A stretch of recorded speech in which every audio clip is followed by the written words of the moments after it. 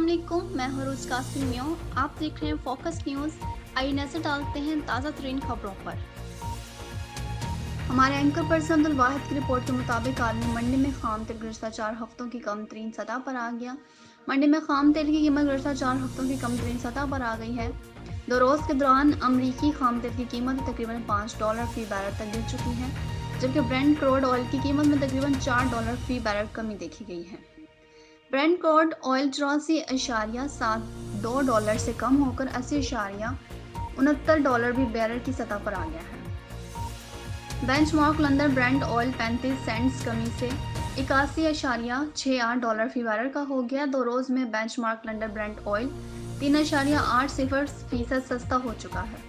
2 रोज में London Brent oil $3.25 सस्ता होकर $81.68 फी बैरल का हो गया है। रिपोर्ट के मुताबिक अमरीकी में खाम तेल के ज़खायर 6 हफ्तों में पानी मरतबा इजाफा हुआ। एनर्जी इंफॉर्मेशन एडमिनिस्ट्रेशन की हफ्तावार रिपोर्ट में 2 करोड़ बैरल ज़खायर में इजाफा देखा गया। खाम तेल की कीमत 7 साल की बुलंद सतह पर पहुंचने पर रेफनाइजर की जानिब से खरीदारी कम हो गई है। अमरीकी में रेफनाइजर की जानिब से पेट्रोल और डीजल बनाने के लिए खाम तेल की खरीदारी में सुस्त रवि का मुजाहरा कर रही हैं।